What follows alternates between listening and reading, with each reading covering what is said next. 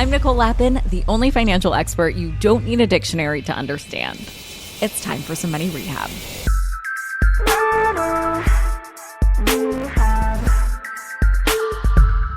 So over a year ago, I started Money News Network. We launched officially January 1st, 2023, so happy belated anniversary, M&N.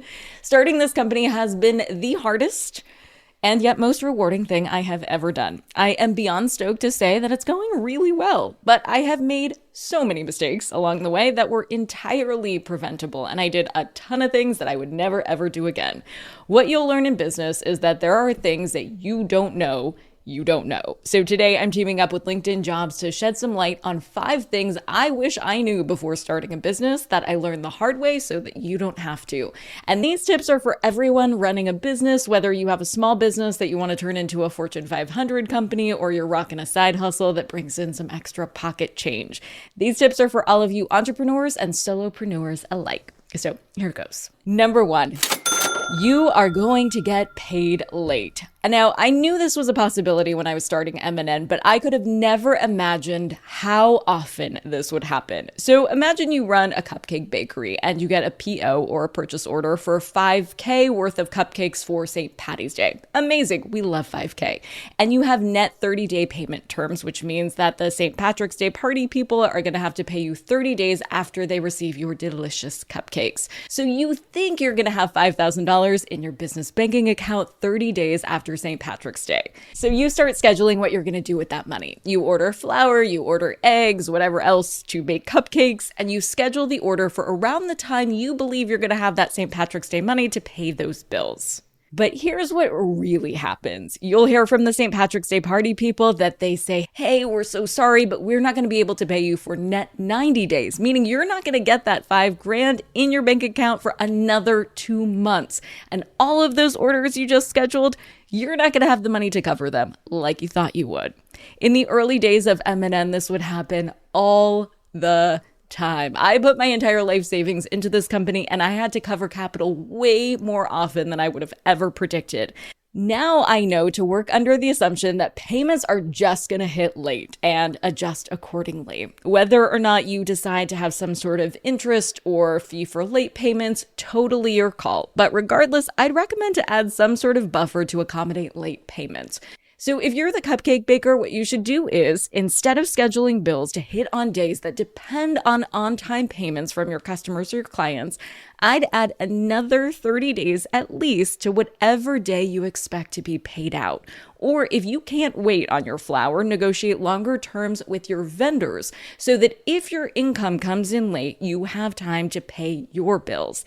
Cash flow is one of the many lovely unexpected challenges that has come with running this company, and I think it's only gotten harder since we started. But if you know this roadblock is coming, you can reroute in advance. Number 2. If you want to buy a house as a small business owner, get a mortgage broker. Even if your business is totally raking it in, it's really hard to buy a house and get approved for a mortgage if you're not a W-2 employee. And if you're raising money for your company, that might even count against you as debt, which makes the mortgage approval process even harder. But having a mortgage broker on your side can improve your chances in a big way. A couple of months ago, I had entrepreneur Morgan DeBon on the podcast, and she said that she had a mortgage broker, and it was one of the only reasons she was able to buy her house. And fun fact, most mortgage brokers don't even charge you for their services. They charge the lender. So if you do your homework, you can get this pro service for free. Number 3. Be your most expensive employee. When you scale your business and you start to outsource to employees or freelancers, you're going to have to choose which of your zillions of responsibilities to delegate and which to keep on your own to-do list. I really struggled with this in the early days of M&N. I literally wore every hat when it came to business, recording the podcast. That was, of course, me. Monetizing the business, me again. Securing press opportunities, me, myself, I.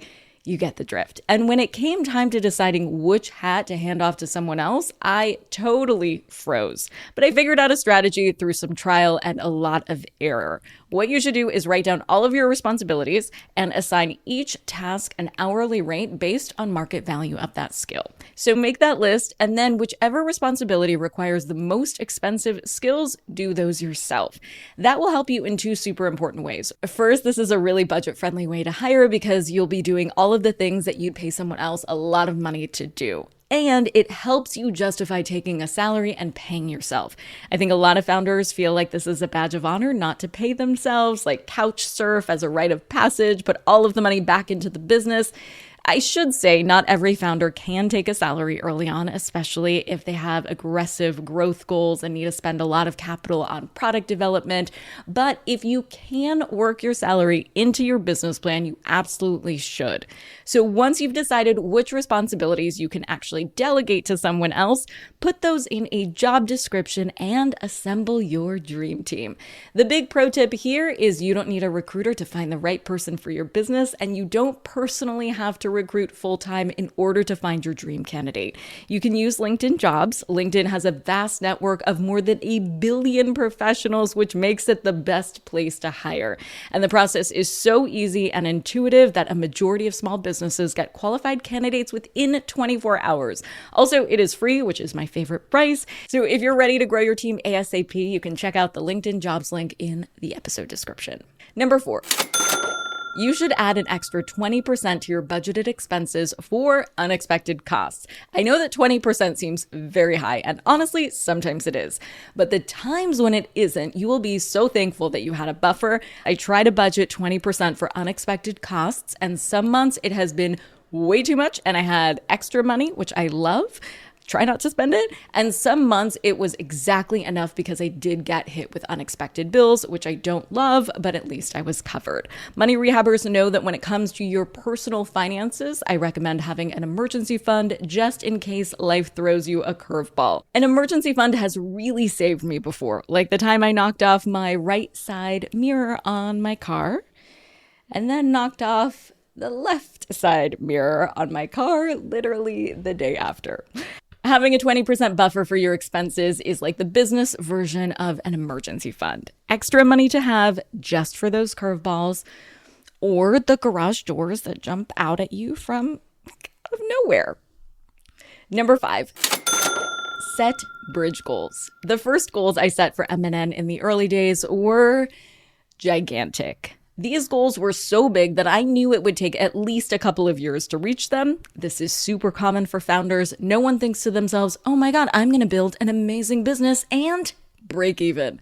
No, founders are always like, this is my $1 million idea. I'm going to turn it into a $1 billion business, and I'm going to have a 17-figure exit and go public and be on Shark Tank, and Mark Cuban's going to be my best friend. And maybe all of that will happen for you, but it can't be your first and only goal. What I learned is that you should set bridge goals that represent all of the many baby steps that you will need to take in order to get to your ultimate big goal. If your goal is to have $1 million business, you're going to have to make 6 figures before you make 7. Heck, you're going to have to break even before you make any figures at all. So setting those bridge goals will build in time for you to appreciate the progress that you're making and all of the steps that you are taking to reach your bigger goals. If you don't do this and all you have are those super lofty goals, until you reach them, you will never feel like you're succeeding. And the mental gymnastics that it takes to run a business is hard enough. A little celebration or a pat on the back can give you the momentum to keep you going during challenging moments. I have had to have a lot of hard conversations with business this year, but no conversations were harder than the ones I had with myself. Be a little easier with yourself and recognize your bridge goals. For today's tip, you can take straight to the bank. If you're feeling like you don't know where to start when it comes to hiring, do a little light LinkedIn stalking and see which types of jobs are being posted by companies comparable to your size and mission. Seeing other job postings out there will hopefully give you some inspiration when you're ready to put down a job description for your own company. And when you're ready to post it, you don't need help along the way. You can use LinkedIn Jobs. The link to get started is linkedin.com/MNN, which I put in the episode description so you can find it easily. Now go crush it. Money Rehab is a production of Money News Network. I'm your host, Nicole Lappin. Money Rehab's executive producer is Morgan Lavoie. Our researcher is Emily Holmes. Do you need some money rehab? And let's be honest, we all do. So email us your money questions, moneyrehab@moneynewsnetwork.com, to potentially have your questions answered on the show or even have a one-on-one intervention with me. And follow us on Instagram @moneynews and TikTok @moneynewsnetwork for exclusive video content. And lastly, thank you. No, seriously, thank you. Thank you for listening and for investing in yourself, which is the most important investment you can make.